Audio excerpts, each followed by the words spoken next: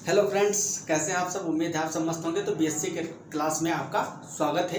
BSc first year second semester वनस्पत विज्ञान botany में आज हम लोग फाइनली स्पीसीज पे नंबर रख दिए हैं। ठीक है, तो जल्दी ही सारी स्पीसीज समाप्त कर देंगे पढ़ के। पहली स्पीसीज है रिक्सिया। ठीक है, इससे पहले ब्रायोफाइट्स आर्किगोनिड्स के जो यूनिक फीचर थे, क्लासिफिकेशन, जितनी भी चीज़ें थी, जनरल कैरेक्टर सब डिस्कस कर चुके हैं। इससे पहले का अगर लेक्चर नहीं देखे हो तो फर्स्ट लेक्चर से स्टार्ट करिए देखना। ये स्पीसीज काफ़ी इंपॉर्टेंट है, इससे बहुत ज़्यादा क्वेश्चन पूछे जाते हैं। जितनी भी स्पीसीज है तो उससे कुछ ना कुछ क्वेश्चन तो पूछना ही है। एग्जामिनर जो है वेरी शॉर्ट या कमेंट पूछ सकता है आपसे, शॉर्ट नोट और लॉन्ग में भी आ सकते हैं। रिक्सिया का पहले हम देखते हैं कि इसका क्लासिफिकेशन क्या होता है। क्लासिफिकेशन या उसको सिस्टेमेटिक पोजीशन कहते हैं, बात वही है। टेक्सोनोमी में जो इसकी पोजीशन है उसी को बोलते हैं सिस्टेमेटिक पोजीशन और क्लासिफिकेशन। किंगडम क्या है, तो ये एक प्रकार का प्लांट ही है ब्रायोफाइट, तो किंगडम होगा प्लांटी। किंगडम क्या होगा, प्लांटी। ठीक है, या हिंदी में बोले किंगडम को बोलते हैं जगत, तो इसका जगत होगा पादप जगत। ठीक है, साथ साथ हिंदी के भी नोट्स बनाते रहो। डिवीजन मतलब भाग। ये एक बात याद रखना, जब हम जूलॉजी की बात करते हैं तो वहाँ किंगडम के बाद में आता है फाइलम, वहाँ फाइलम यूज किया जाता है। यहाँ प्लांट किंगडम में क्या यूज किया जाता है, डिवीजन। तो भाग जो डिवीजन इसका है वो है ब्रायोफाइटा। ब्रायोफाइटा, ठीक है, हिंदी में भी इसको ब्रायोफाइटा ही लिखते हैं। क्लास मतलब वर्ग। वर्ग क्या है इसका, वर्ग है मार्केंसियलस। इसका जो क्लास होता है हिपेटिकोप्सिडा। क्या है, हिपेटिकोप्सिडा। इससे पहले वाले लेक्चर में मैंने बताया था हिपेटिकोप्सिडा, हिंदी में भी यही लिखते हैं हिपेटिकोप्सिडा। ऑर्डर मार्केंसियलस। मार्केंसियलस स्पेलिंग तभी सही होगी जब आप लिखोगे मार्चेंटियल्स। मार्केंसियलस को मार्चेंटियलस। जीनस, इसकी फैमिली भी लिख लेते हैं हम। ठीक है, फैमिली भी पूछ लेता है कभी कभी। तो फैमिली जो होती है, ऑर्डर को हिंदी में गण बोलते हैं, आपको पता ही होगा। फैमिली को सब लोग जानते हो। तो फैमिली जो है, फैमिली होती है इसकी रिक्सिएसी। रिक्सिएसी, और ऐसे लिखोगे रिक्सिएसाई, तब सही होगा रिक्सिएसी। और जीनस है रिक्सिया। जीनस रिक्सिया, जिसको हम पढ़ने जा रहे हैं, रिक्सिया। और इसको हम अंडरलाइन कर देंगे, थोड़ा तिरछा लिखेंगे इटैलिक में, लैटिन वर्ड में, क्योंकि जानते ही होंगे आप जो जीनस और स्पीसीज होता है इसका नेम अंडरलाइन किया जाता है जब हम हाथ से लिखते हैं। तो रिक्सिया की अगर बात करें तो लगभग 130 स्पीसीज इसकी हैं जो ऑल ओवर वर्ल्ड पाई जाती हैं। पूरे वर्ल्ड में मिलती हैं। कहाँ मिलती हैं, मैंने ब्रायोफाइट के जनरल कैरेक्टर में ही बताया था कि जो ब्रायोफाइट्स होते हैं ये मेनली मॉइस्ट रीजन में मिलते हैं, जहाँ मॉइस्ट कंडीशन होती है। ठीक है, जहाँ नमी होती है, सैटी प्लेसेस, जहाँ छायादार स्थान होते हैं। ठीक है, जो नदियाँ हैं, तालाब हैं, इन सब के किनारों पे मिलेंगी। ठीक है, एक स्पीसीज इसकी है रिक्सिया फ्लूटेंस। रिक्सिया फ्लूटेंस वो कम्प्लीटली वाटर के अंदर रहती है। बहुत इंपॉर्टेंट है, पूछ लिया जाएगा आपसे, पूछा जाता है कि कौन सी स्पीसीज है जो रिक्सिया की जो कम्प्लीटली वाटर में रहती है, एक्वेटिक है, तो इसको रिक्सिया फ्लूटेंस। फ्लूटेंस, रिक्सिया फ्लूटेंस ऐसी स्पीसीज है इसकी रिक्सिया की जो कहाँ मिलती है, कम्प्लीटली वाटर में मिलती है। बाकी इसकी स्पीसीज जो है रिक्सिया की both temperate and tropical region में पाई जाती हैं, जहाँ मॉइस्ट कंडीशन होगी। मेनली हिमालयाज पे पाई जाती है, वेस्टर्न हिमालयाज पे। ठीक है, 3000 मीटर तक ऊंचाई तक भी हिमालय पे पाई जाती हैं। तो ये सारी इम्पोर्टेंट, इसका डिस्ट्रीब्यूशन जो है लगभग all over the world. About 33 species is reported in India. Bharat में अभी तक 33 स्पीसीज, इसकी 33 प्रजातियाँ, 33 प्रजातियाँ ज्ञात की गई हैं, रिपोर्टेड हैं। ठीक है, इसमें से कुछ कॉमन है, जैसे कि यह है रिक्सिया फ्लूटेंस, रिक्सिया रोबस्टा। इसमें आप लिख सकते हो इंडिया में जो जो पाई जाती है, रिक्सिया रोबस्टा,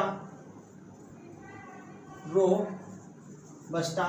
और ये आप याद रखोगे हमेशा ठीक है। रिक्सिया का आर जो है वो कैपिटल रहेगा, और जो स्पीसीज का लिखोगे ये रिक्सिया जीनस है और रोबस्टा स्पीसीज है, स्पीसीज को स्मॉल लेटर में लिखो। देखो मैंने अभी कैपिटल लिखा था, तुरंत याद आया, मैंने कैसे लिखा, स्मॉल लिखा, तभी गलत नहीं होगा आपका, वरना गलत हो जाएगा तो नंबर नहीं मिलेगा। रिक्सिया रोबस्टा हो गया, रिक्सिया मेल स्पोरियम, रिक्सिया मेल स्पोरियम, रिक्सिया सिलिगाटा, रिक्सिया रेटिकुलाटा, ये सारी स्पीसीज हैं इसकी। तो टेलीग्राम पे मैं सेंड कर दूंगा नोट्स, उसमें आपको मिल जाएंगी जितनी भी स्पीसीज इंडिया में पाई जाती हैं। अब बात करते हैं इसके युग्मकोद्भिद या गैमेटोफाइट की, जो कि बहुत इंपॉर्टेंट है। गैमेटोफाइट जो है आपको मैंने इससे पहले ही बताया था, ये लिवरवर्ट है। ब्रायोफाइटा को दो पार्टों में डिवाइड किया था, लिवरवर्ट और मोसेस। लिवरवर्ट में मार्केंसिया और रिक्सिया बताया था पढ़ने को है, तो ये एक प्रकार का लिवरवर्ट है। लिवरवर्ट या ब्रायोफाइट जो होते हैं, सिंपली बोल दो ब्रायोफाइट। ब्रायोफाइट में दो स्टेज होती हैं लाइफ साइकिल में, एक गैमेटोफाइट जिसको युग्मकोद्भिद बोलते हैं, एक स्पोरोफाइट जिसको बीजांड उद्भिद बोलते हैं। जो गैमेटोफाइट होता है युग्मकोद्भिद, ये कंप्लीटली क्या होता है, डोमिनेटिंग फेज होता है, ये प्रीडोमिनेटिंग फेज है लाइफ साइकिल का ब्रायोफाइट्स के। तो ये कंप्लीटली इंडिपेंडेंट होता है, और जो स्पोरोफाइट होता है वो गैमेटोफाइट पे डिपेंड होता है। अब इसके एक्सटर्नल फीचर की बात करेंगे और गैमेटोफाइट में, और इंटरनल फीचर की। तो एक्सटर्नल फीचर में क्या होता है, इसकी जो बॉडी होती है, प्लांट बॉडी, जो थैलस होता है, थैलस स्ट्रक्चर, थैलॉइड होते ही हैं, मिट्टी से चिपके रहते हैं, जहाँ नमी वाले ज़्यादा स्थान होते हैं, नमीदार स्थानों पे, और जहाँ छाया रहती है जनरली जो रिवर बैंक्स होती हैं वहाँ पे आपको मिलेंगे, ठीक है। ये थैलॉइड होती है, इसकी बॉडी जो है डोर्सो वेंट्रली डिवाइड होती है। ऊपर का जो पार्ट होगा उसको हम बोलते हैं डोर्सल, और जो नीचे का पार्ट होगा जो जमीन से चिपका होगा उसको बोलते हैं वेंट्रल। तो डोर्सल साइड में क्या होगा, डोर्सल साइड जो होता है उसमें उसके ऊपर की जो सेल्स हैं डोर्सल साइड की, वो फोटोसिंथेटिक होती हैं, ग्रीन कलर की होती हैं, क्योंकि जो जमीन से चिपका भाग है वो उस पर तो प्रकाश पड़ेगा नहीं, जो ऊपर खुला है एटमॉस्फेयर में, वो खुला पार्ट है, उस पर लाइट फॉल करेगी, ठीक है, तो पड़ेगा प्रकाश। इसका मतलब फोटोसिंथेसिस करने की जो ज़रूरत है वो ऊपर ही है, सरफेस में। तो ऊपर की सरफेस पैरेनकाइमेटस सेल्स से बना होता है। थैलस जो डोर्सल साइड होती है उसमें ठसाठस भरा होता है क्या, क्लोरोफिल, जो कि फोटोसिंथेसिस करता है लाइट की प्रेजेंस में और भोजन बनाता है। जो नीचे का इंटरनल स्ट्रक्चर बता रहे हैं, जो नीचे का वेंट्रल पार्ट होता है उसमें ऐसी सेल्स होती हैं मीजोफिल सेल्स, ऊपर मीजोफिल सेल्स और नीचे पैरेनकाइमेटस सेल्स, जो क्या करती है, भोजन को स्टोर करती हैं। तो ये समझ में आ गया होगा, जो ऊपर का डोर्सल पार्ट है वो फोटोसिंथेसिस करता है, नीचे का जो वेंट्रल पार्ट होता है इसका वो क्या करता है, फूड स्टोरेज की, उसकी जो सेल्स होती है नीचे वाली वेंट्रल पार्ट की, वो फूड स्टोरेज का काम करती हैं।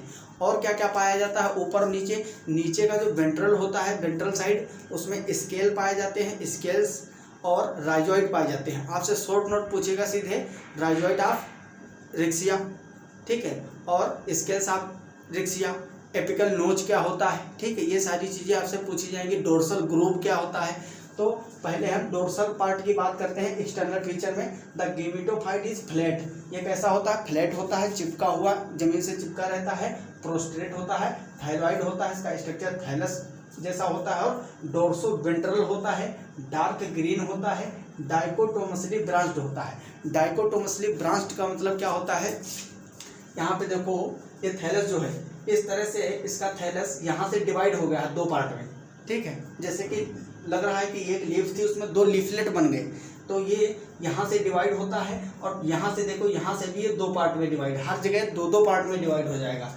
देखो यहाँ से दो पार्ट में डिवाइड है, ये जो थैलस है इसके दो पार्ट हैं, एक इधर पार्ट है एक इधर है, तो ये पूरा यहाँ से देखो नीचे से ये दो पार्ट में डिवाइड हो गया, एक इधर थैलस एक इधर। अब ये जो सिंगल है ये भी दो पार्ट में डिवाइड हो गया, तो ये आगे ग्रोथ करता है, दो दो पार्ट में डिवाइड करता रहता है। इस तरह का जो अरेंजमेंट होता है, ठीक है, इस तरह का, इसको बोलते हैं डाइकोटोमिसली ब्रांच्ड, ठीक है, डाइकोटोमिसली ब्रांच्ड। ये इसका रोसेट हैबिट है।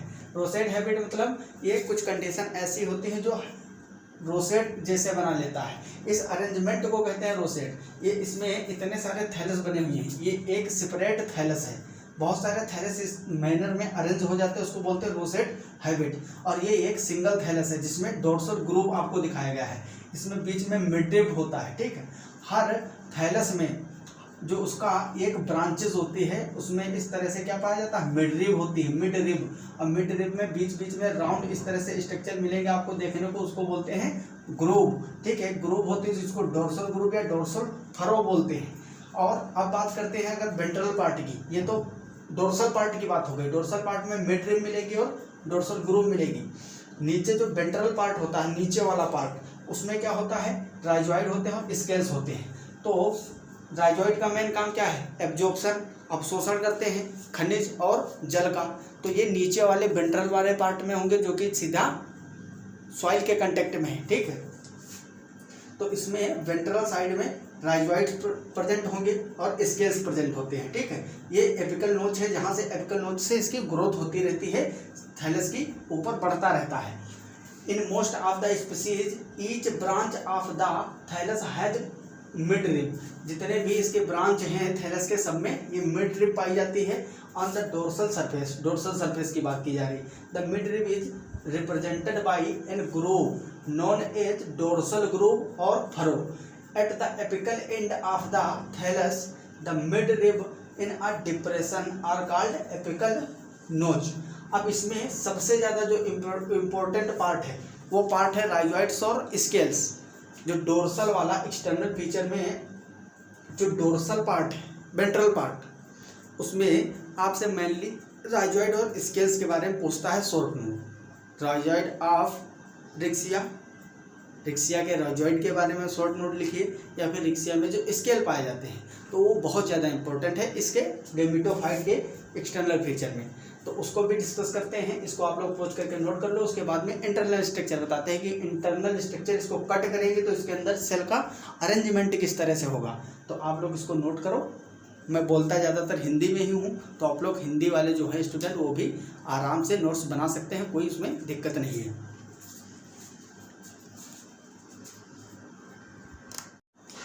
बात करते हैं राइजॉइड्स और स्केल की। इस पे शॉर्ट नोट 100% आपसे पूछा जाएगा, एकदम श्योर रहें, ठीक है।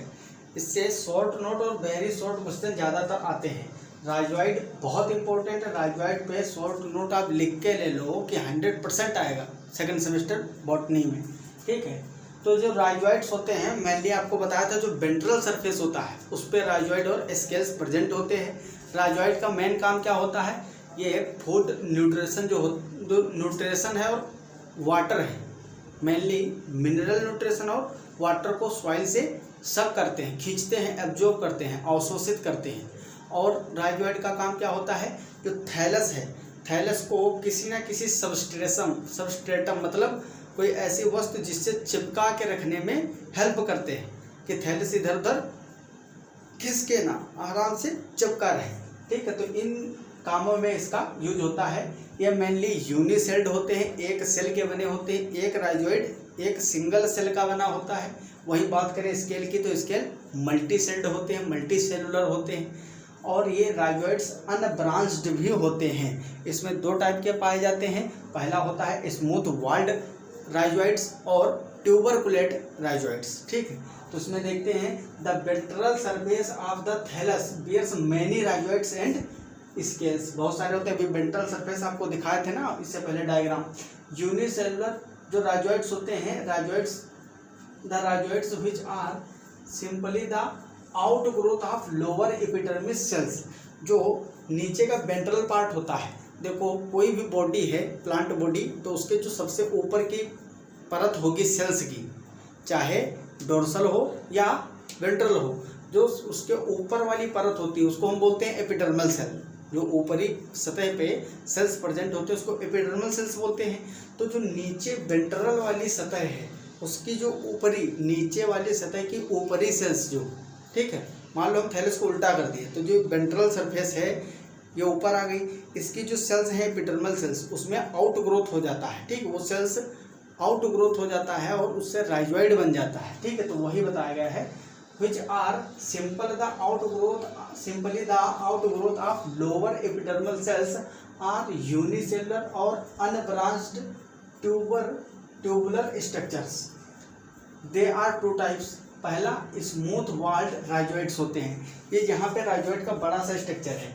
ये देखो, ये जो बीच में बना हुआ है, इसमें देखो जो अंदर वाली ब्लू लाइन है, ब्लू लाइन रेगुलर है, कहीं पे टूट नहीं रही है, ना इसमें इन्वेजिनेशन बन रहे हैं, ठीक। तो इसको बोलते हैं स्मूथ वॉल्ड।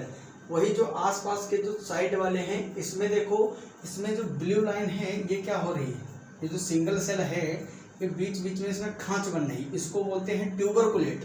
और ये क्या है, स्मूथ वॉल्ड। दो टाइप के होते हैं। पहला होता है smooth walled rhizoids, they are their outer as well as inner walls are stressed और स्मूथ। इसकी जो आउटर ब्लैक वाली लेयर है और अंदर वाली जो ब्लू लेयर है, दोनों कैसी हैं, स्मूथ होती हैं, स्ट्रेस्ड होती हैं। सेकंड है ट्यूबरकुलेट राइजोइड्स।